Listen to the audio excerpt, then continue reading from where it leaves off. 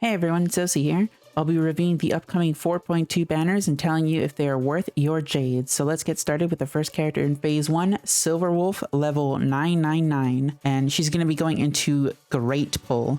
I have some notes here. Silverwolf is currently very strong right out of the box. She is shilled for the Elation meta, and there are plenty of future improvements with her teammates as we go on through 4.0, and she is also very easy to play. The cons with Silverwolf is that you need other Elation characters, and that currently Yao Guang is outperforming EMC. So if you expected an RMC situation, that is not the case. Sadly, Yao Guang is still very strong in her team. So if you don't have her, there will be a performance loss, but it's not the end of the world. She still performs fine with EMC anyways. She also has the high floor, low ceiling situation. So if you want her to perform better, you will have to vertically invest in her in order to keep her going. So keep that in mind. Next is going to be Dalia, and Dalia is going to be going into the must pull category. So the thing with the Dalia, the reason she's a must pull is because in order for Super Break to even work or be viable in this current meta, you pretty much have to have Dalia. It's not that every account needs to pull Dalia. It's more that any person that wants to use Super Break has to pull Dalia if they want to continue using Super Break, essentially. She also has some great vertical investment, and her cons being that she is actually more important than the actual break DPS. This includes vertical investment as well. It's actually better to put vertical investment in Dalia than it is into the break DPS. And next up is Castress as our second DPS. She's going to be going into the decent pull category. So Castress is still actually performing quite decently even with the anti-remembrance shill. This is especially true if you got her vertical investment. Her global passive is still really nice for sustainless clears, albeit very niche. Her cons being that if you don't have vertical investment, the anti-remembrance shill will eventually kill her. So this is something to consider if you are still using Castress and plan to continue to use Castress. I recommend that you actually get some vertical investment into her. And honestly, her global passive isn't that crazy, and a majority of the players won't be using it anyways. Also, the unfortunate part is that there are a couple of DPS here that are going to be rerunning. You have the option of getting the brand new shiny DPS or running an older DPS. It's just how it is with Honkai Star Rail. She is immediately going to be put into competition with the other two Elation DPS, which honestly are going to be outperforming her at some point whenever they get their own supports later down the road. Again, that is something to consider if you want to continue playing Castress. Next up is Firefly. I'm actually going to put Firefly just above Castress. The reason being is that Break is actually getting some shill. There are some buffs that still benefit Break a lot. Apocalyptic Shadow is still a very easy game mode. If you have well-invested Super Break characters, you pretty much just steamroll every time that mode resets, I would know. Firefly also got a Nova Flare, which will make her last longer.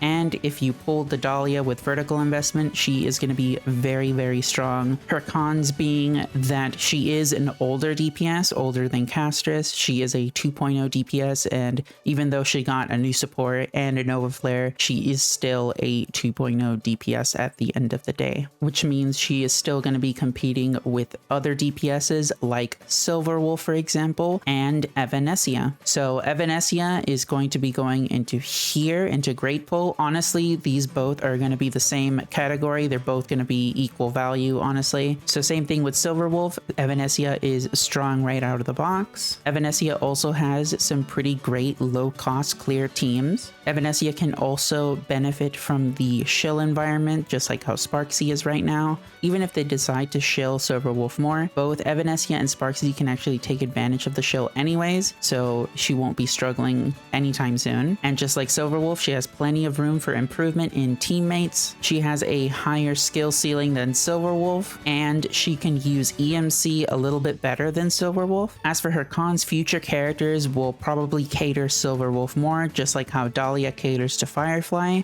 but Evanessia should still benefit from those characters anyways. Again, you still need other elation characters to take full advantage of the elation archetype, and she is harder to play than Silverwolf, which honestly isn't really a big deal. She is still pretty easy to play. Next up, we have Trippy. So Trippy is going to go at the bottom of Great Pull. Trippy is still usable on pretty much any team. S5 DDD is still absolutely broken. All of her buffs are still usable on elation characters and pretty much anybody. She is very generic, very splashable. There pretty much isn't any team that doesn't like having her. The downsides are that Trippy doesn't really have any best in slot team anymore. She's just kind of a splashable unit that can pretty much go anywhere. So at that point, you have to decide whether you want a generic splashable unit that you can use anywhere, pulling for more vertical investment on dedicated supports that would benefit that specific archetype. Again, at the end of the day, I really can't put Trippy any lower since she can work in pretty much any team. Anybody that pulls her will find some use for her, especially if you don't have that many teammates. Like in Anomaly Arbitration, you can use her in your third team. Next, we have Sunday.